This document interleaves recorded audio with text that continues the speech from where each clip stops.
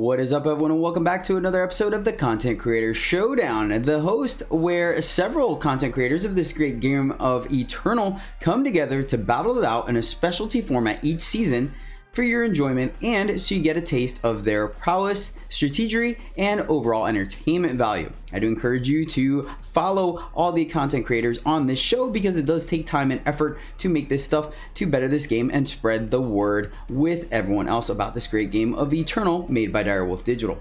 I'm your host, Jedi, and for season 1 of the show, we are doing a pauper tournament. So our players are only allowed to build decks using the commons of the primary sets of Eternal.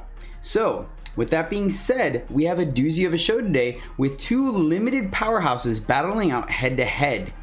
In one hand, we have the 1/3 behind the scenes host of the Farming Eternal Podcast in the form of BGrasher. Now, his opponent this evening is going to be one of the original content creators of Eternal that's been both professional in Magic as well as Eternal, and a great content creator for both beginners, limited players, and constructed players. We have the one, the only Sunyveil. So, let's head down and find out what they're playing today. For game 1, BGrasher keeps an opening hand of Double Time Sigil, Elysian Banner, Skycrag Banner, Avarax Familiar, Seek Power, and a Teriax Hatchling. Sunyveil wins the RNG dice roll and gets to go first this game, keeping a hand of Time Sigil, Granite Waystone, Double Amber Waystone, Torch, Initiate of the Sands, and Infused Guardian. BGrasher starts us off by deploying a Skycrag Banner, sending it back over to Sunyveil. Sunyveil then takes a moment to decide on whether they want to pledge the Infused Guardian or not with 5 power in hand, and decides it's better off to just play a Time Sigil, Initiate of the Sands, and send it back to BGrasher. BGrasher seeks power, looking for a Fire Sigil, but then deploys the Elysian Banner, turning on all 3 factions. Sunyveil draws power yet again, plays a power, attacks for 1 with the Initiate of the Sands, just what you want to be doing, and sends it over to BGrasher. BGrasher quickly deploys a Hatchling and sends it back. Sunyveil at 4 power, trying to debate whether they want to use the Torch here and decide not to. No attacks needed either, and it just pens it back. BGrasher immediately attacks for 2 and deploys the second half of the Hatchling, putting 2 2/1 flyers on the board, and seeks power yet again, giving them not only their 6th power, but of course all their influence. Torch end of turn takes out 1 of the new hatchlings, and Sunyveil for their turn quickly deploys not only the Fire Sigil, but the Infused Guardian, and gets in for 1 with the Initiate. That is a violent Initiate of the Sands. BGrasher plays their 5th power and warps Awakened Sentinel off the top, gets in for 2 in the air, and sends it back over to Sunyveil. Sunyveil already starting to fall a little bit behind here, deploys a Waystone, Amber Waystone, giving him their 6th power, but sadly nothing impressive to do. That does make the Infused Guardian a 5/5, and it gets in over the 3/5 Sentinel, but off the top yet again comes a Canyon Bear that not only draws a card for BGrasher off the top, but also it takes out the Initiative of the Sands for free. This causes BGrasher to swing in the air, still not going to run the 3/5 Endurance Sentinel into the 5/5 Endurance Sentinel, and Sunny trying to debate on whether they want to take this 2 or maybe Torch or Conflagrate. They decide that their life total is still good at 19 and sends it back, and allows the 2 to go in. BGrasher sends it back with nothing else going on. Sunyveil drew, sadly, another Praxis Banner.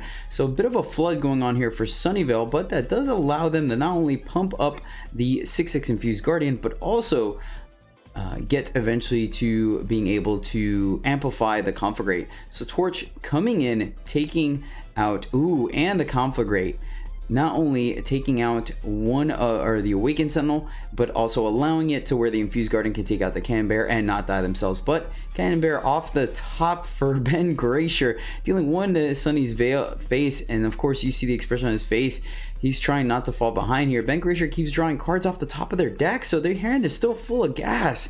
Sunyveil still flooding out, sadly, using a Waystone to create a Grenadin. It does make their Infused Guardian to a 7/7. Slowly but surely it's getting up there, but BGrasher does have the changing stick in hand.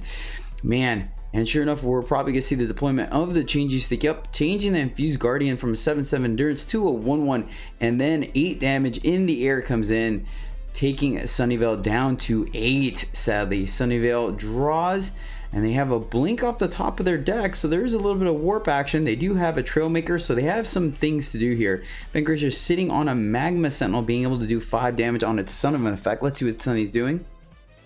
I think that was a little bit loose, the double block. We should have assumed that they had something and just waited and used the changing stick. We didn't give them enough credit there. And Sunyveil, after some debate, decides to get in for 2, kind of signaling they're not going to have any blocks. Deploys the Trailmaker, deploys the Waystone to gain 2, and sends it back to BGrasher, who draws a sigil. BGrasher starts off the turn by attacking for 8 in the air, and of course, Sunny plays the blink off the top, but... Oh, no! Oh, man. I missed down warping. Feels pretty bad. I could have done blink plus cannon bear. It would have been an amazing turn. So sadly for Sunyveil, they're not able to draw that Canyon Bear off the top of their turn with warp. Instead, they draw it, which means, and not having a follow-up warp card, which means that's their only card for the turn. And let's see, it's close though. Sunyveil at 8, BGrasher at 9. BGrasher has to figure out what they want to do here. The 5 damage from the Magma Sun does not take out the Cannon Bear, so you start off the turn by playing the Time Sigil, or correction, playing the Infused Guardian, playing a Time Sigil, and then getting it for 1, making it 8 or 7/9. Oh boy, it's gonna be a close one here. Gonna be a close one. Sunyveil off the top simply initiated the sands, not gonna do much, and BGrasher continues the warp cards off the top. I feel like they've drawn like 5 or 6 cards off the top of their deck already. Grenadin off the Waystone, making the Infused Guardian a 6/6. I would not be surprised to see an alpha swing here from BGrasher. We'll find out if they feel in the same way or not. Debating about it, and you know what? Ben's like, you know what? I'm fine with getting in for 1. I have inevitability on my side, so I'm just gonna deploy my Grenadin, get in for 1.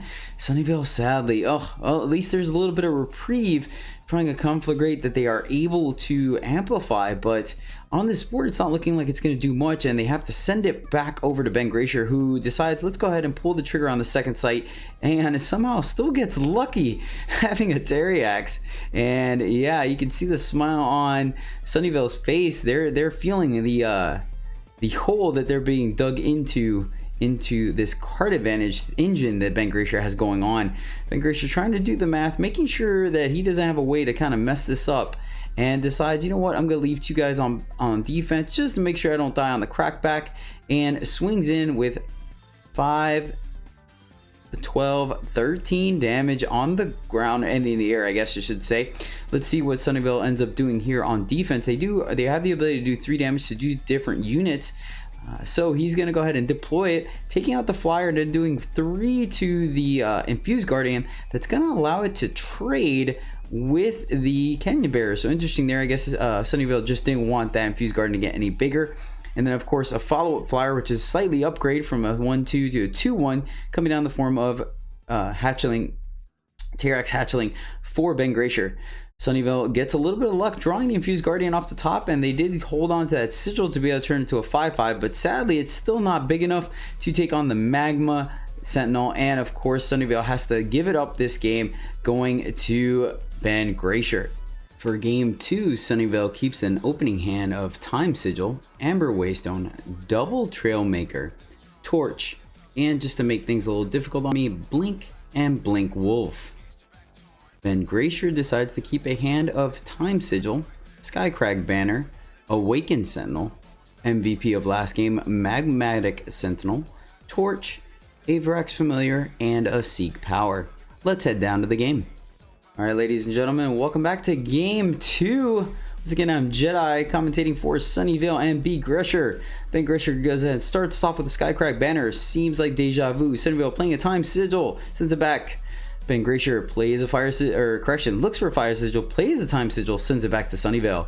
Sunyveil plays the Fire Sigil, deploys a Trailmaker, selecting Fire Influence, and sends it back. And BGrasher, before the end of the turn, you know what? I don't want you to ramp, and uses that torch to take out the Trailmaker, drawing a Terrax Hatchling off the top, giving him 2 cards for the price of 1 here. We see Everx Familiar coming down, so a little bit of ramp on BGrasher's side with a little bit of evasion. Sunyveil deploying the Trailmaker, selecting time this time, plays the Waystone Guardian, and then decides that, you know what, if I can't have a ramp, you can't either, and torches the Familiar. BGrasher on their turn plays the Emperor Acolyte, searching.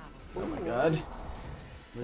I'm so ill prepared to face this deck. The banner, and then simply passes the turn back with nothing else to do. Sunyveil plays Blinkwolf in their hand, sadly, so no value there. Plays a power and sends it back.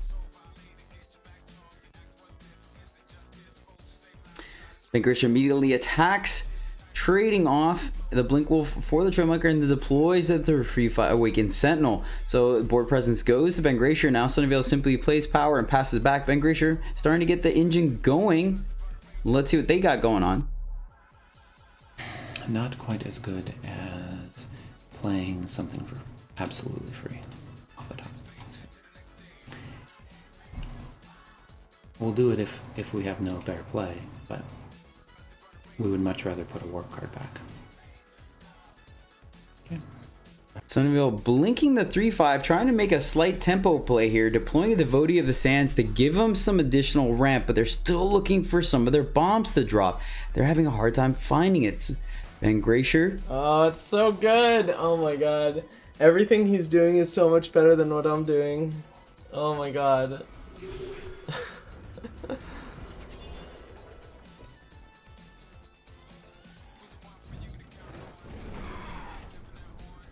Little bit of frustration there from Sunyveil, which is acceptable, but he is still fighting the good fight. Just looking for some gas here. He has the bottom half of his deck, unable to draw any of the bombs to match up, and sadly BGrasher's hand just full of gas, still warping cards off the top of their deck. So much value on Ben's side of the board here. Let's see if they decide to get a little greedy, play an aggressive unit, or just decide to continue to develop their board.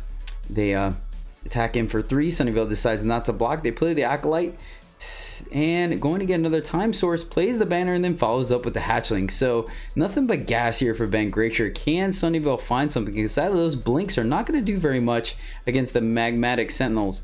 Blinkwolf off the top, giving them a little bit of reprieve, but not much, sadly. They still need to find some of their gas.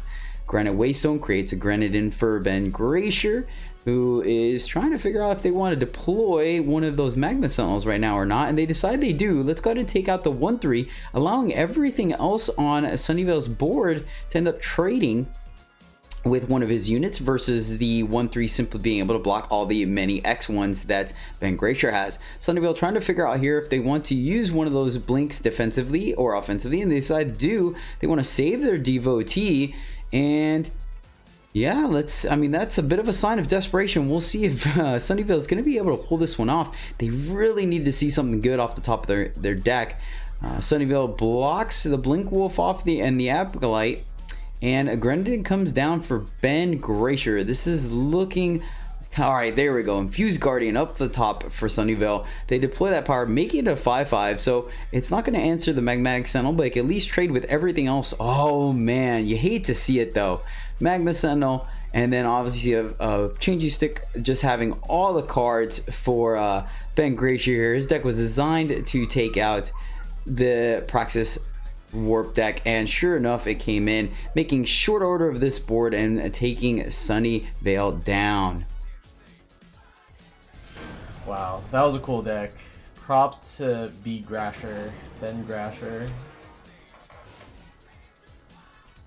Wow, that was one heck of a matchup.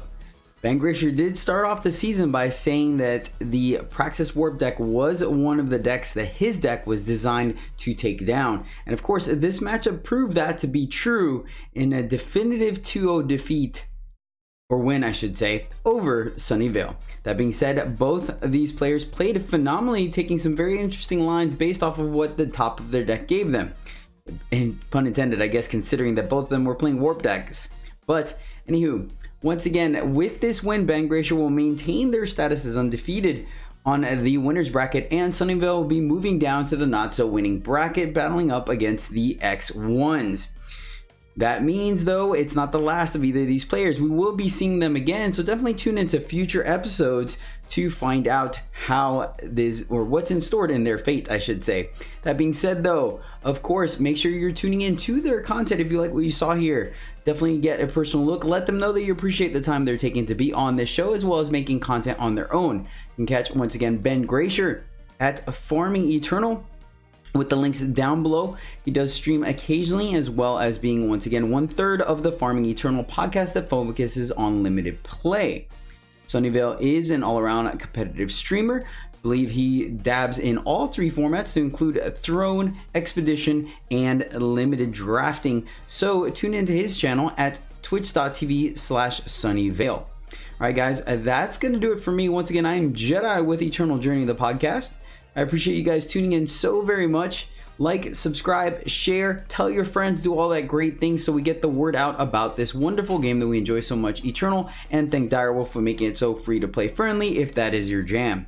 But that is all for me, so I will leave you with some closing updates and statements from BGrasher, and until next time, happy gaming.